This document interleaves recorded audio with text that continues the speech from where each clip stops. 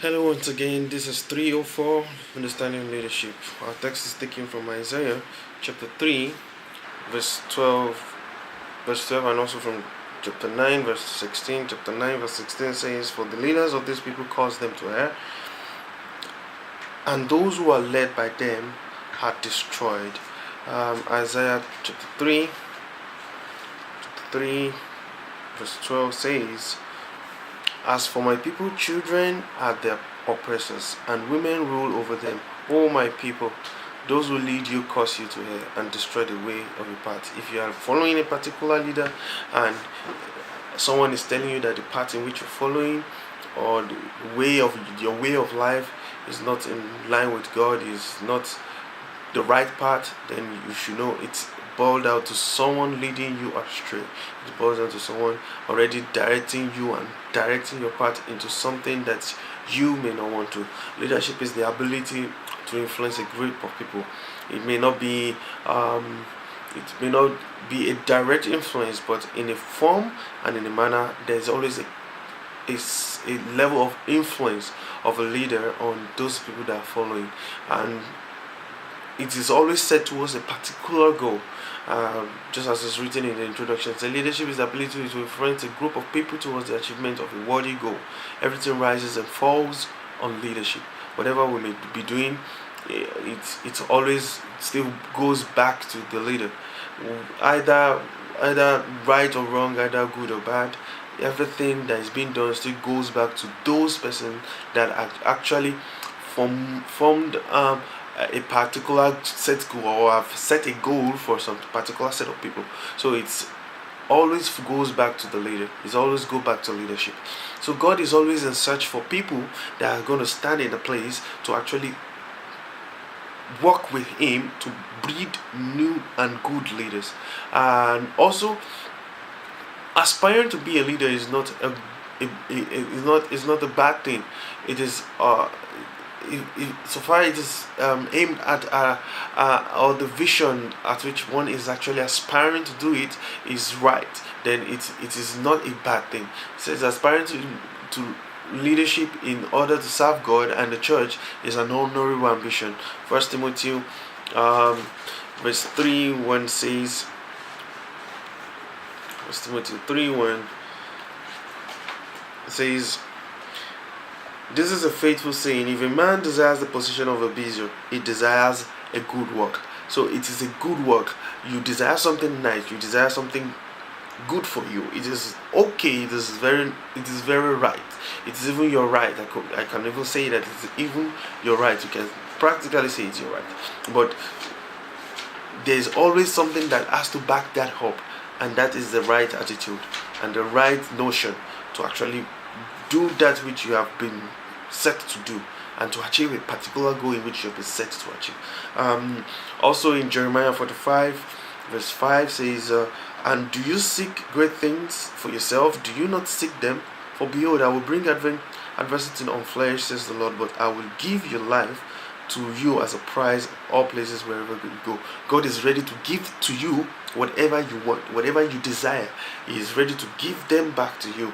That position, that thing that you have been eyeing, that thing that you've been longing for, God is ready to give it to you. But if so far you desire it and there's a right attitude to it. Let's quickly go into the main outline for the teaching. It says the purpose of leadership. The main reason why we that is supposed to be burned on our heart whenever we are being made a leader, whenever we aspire to become a leader, is not to produce a follower, but or to produce another person that is going to stand in that position in which you are standing. Hebrews chapter 5 verse 12, it says, "For though by this time you ought to be teachers, you need someone to teach you again the first principles of the oracles of God, and you have come to need milk and not solid food." Let's take it out, state that again. He said, "For though by this time you ought to be teachers, you need someone to teach you again the first principles of the oracles of God, and you have come to need milk, not solid food." This is just talking about a sign of immaturity, a sign of a spiritual immaturity. When someone is already supposed to be in a place and is not yet found in that place, or when someone is already supposed to be aspiring to be a thing and it's not even in his mind. uh, when a baby is a baby, one knows that he is a baby, and normally what they give to the baby is milk, and no one we contend with that. But when a person is growing and is moving forward, it goes from milk to semi-solid, from semi-solid it goes to solid food, and then from there it starts to even give food out to, just like if you take an example of a nursing mother. A nursing mother was actually a baby before, and later on it began to grow and start taking from milk as a baby, start taking semi-solid milk, something semi-solid like pap or whatever, and then later on it goes to taking solid food. And what do we see when someone that is supposed to be taking solid food is now taking milk? He cannot be satisfied. He's gonna be living a kwashiorkor life.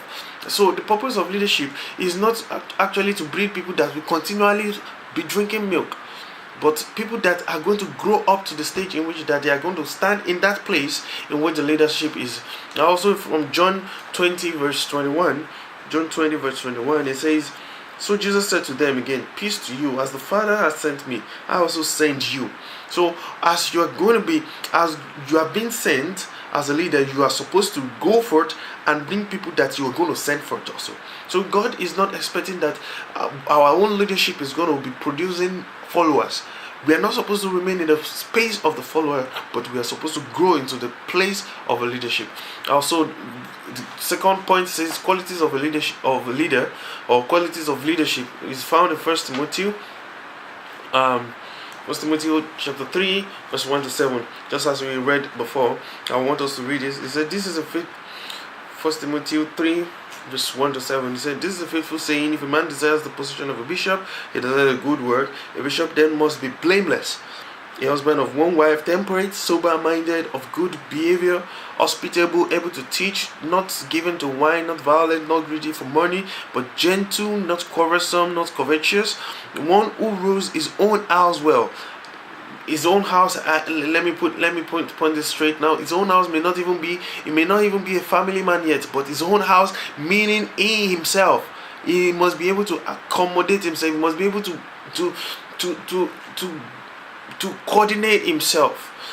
He rules his own house well, having his children in submission with all reverence. His children now may not only be his children, although literally it actually means his children, but now for those that are not even having children yet, you have or some other spiritual children that can actually coordinate his own children well. Verse 5 says, "For if any man does not know how to rule his own house, how will he take care of the church of God? Not a novice, lest being puffed off with pride, he fall into the same condemnation as the devil.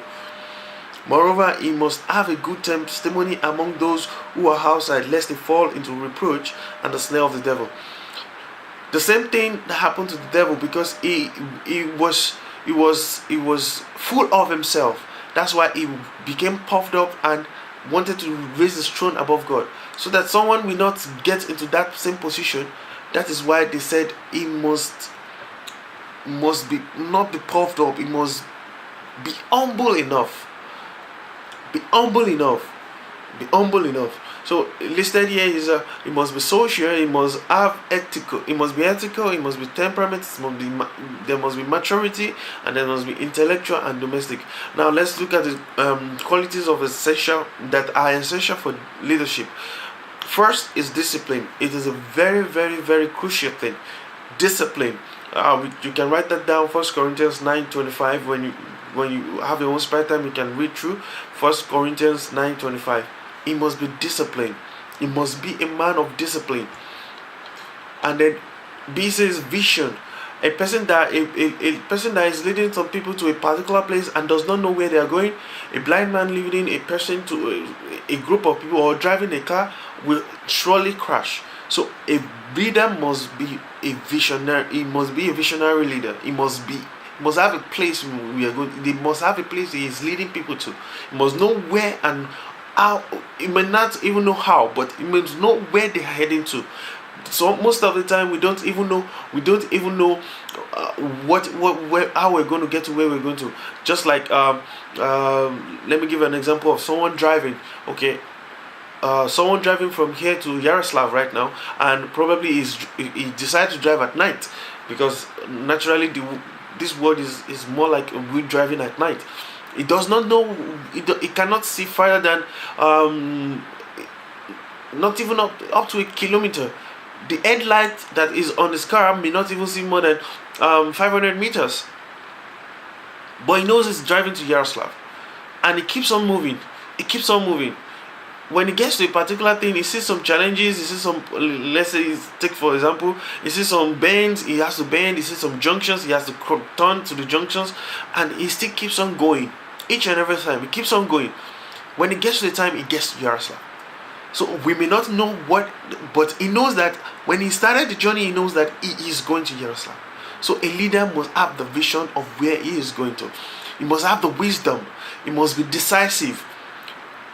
Meaning the Spirit of God must be residing in him to help him make decisions in time, prompt decisions in time. He must be courageous. He must be able to accommodate things. He must be able to frontline whenever there is need for it. He must be humble enough.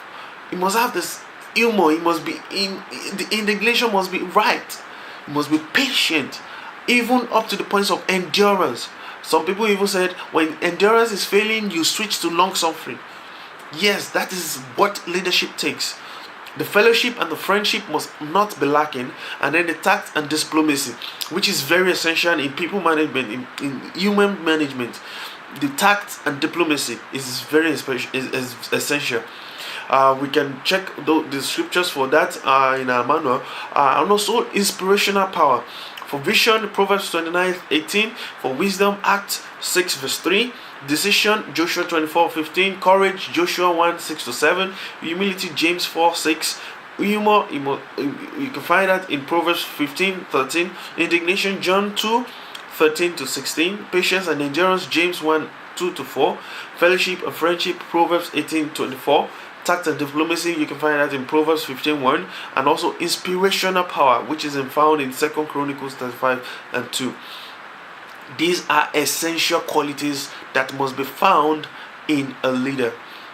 Now, the responsibility of the leadership is, the main responsibility of a leader is to serve. Matthew 20:28. If a leader cannot serve, like one saying you say, if you're too small to serve, if you're too big to serve, you are too small to lead. Matthew chapter 20:28 says, just as the Son of Man did not come to be served, but to serve and to give his life a ransom for many. God himself came down to show us an example of leadership, which is giving himself up, not to be served, but to serve others. That is a very key point in leadership. Number B says to be disciplined. Galatians 6:1. You must be disciplined. Just as we already said, it is one of the main qualities of a leader. Being disciplined. When you set your mind to do a thing, you achieve it. When you set your mind to do a thing, when you set a time, a target, you go for it. You can't be moving to Yaroslav and decide that no, I'm not going more to Yaroslav. I want to head to I'm going to stay at Rostov. No, when a leader sets a target, he meets its target. The number C says to guide. That's found in John 10:4. D, to initiate. 1 Samuel 14:6-7. And then to undertake responsibility. A leader must be able to take responsibility. Leadership is a product. Your result will determine your level of respect. Your leadership by product determines leadership by product. Your result will determine your level of respect. The level of your results you achieve will determine the level of respect you get in leadership. So let us put in mind that we are leaders, and God is expecting us to assume each and every responsibility that is given unto us. We can also take note of our memory verse, which is going to be taken from 2 Timothy chapter 2 verse 2. God bless you.